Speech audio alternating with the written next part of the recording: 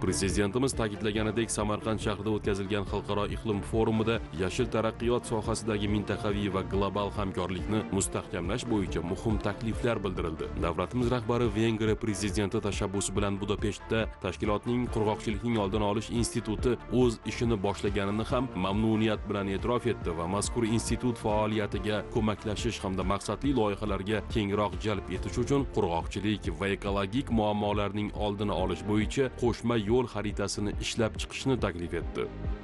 Toshkentda Turkiy davlatlar xalqaro universiteti Ilm-fanni rivojlantirish va yosh avlod uchun ta'lim imkoniyatlarini kengaytirish niyatida Turkiy dunyo xaritasida ilmdan o'zga najot yo'q degan yuksak axloqiy g'oya muhrlab qo'yilgan. Ushbu ezgu maqsad yo'lida Toshkentda Turkiy davlatlar xalqaro universiteti ochilmoqda. O'zbekistonda Turkiy davlatlarga a'zo bo'lgandan keyin tashkilotning faoliyati umuman olganda juda jonlandi.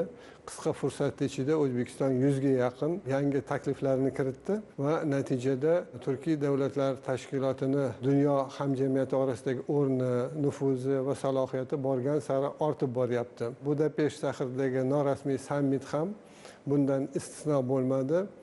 Va prezidentimiz mana shu o'z nutqlarida Toshkent shahrida Turkiy davlatlarining xalqaro universitetini ochilish haqida ham e'lon qildilar. Bu avvalambor tarixiy, barchani quvontiradigan, nihoyatda ahamiyatga ega bo'lgan bir fikr bo'ldi. Zero yangi universitetning ochilishi avvalambor Turkiy mamlakatlari orasidagi hamkorlikni rivojlanishiga xizmat qiladi.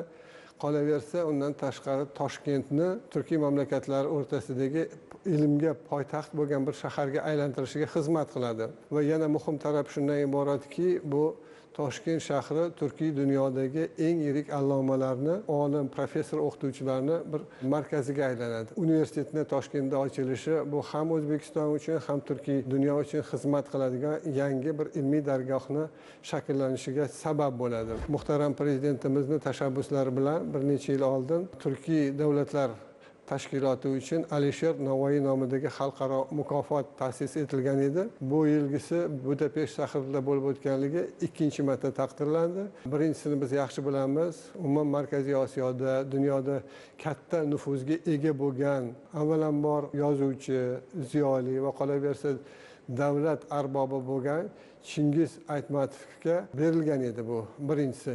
Ikkinchisi ham mana shunaqa nufuzli bir inson, kimyo sohasidagi yirik turkiyalik olim Aziz Sanjar munosib deb topildi va juda bir katta mamnuniyat bilan qabul qilindi. Ham Turkiy dunyoda va ham O'zbekistonda bu mukofotning muhim jihati shundan iboratki, Alisher Navoiy nomi bilan ataladigan mukofot mana bu yildan boshlab Nobel mukofotiga sazovor bo'lgan insonga berildi.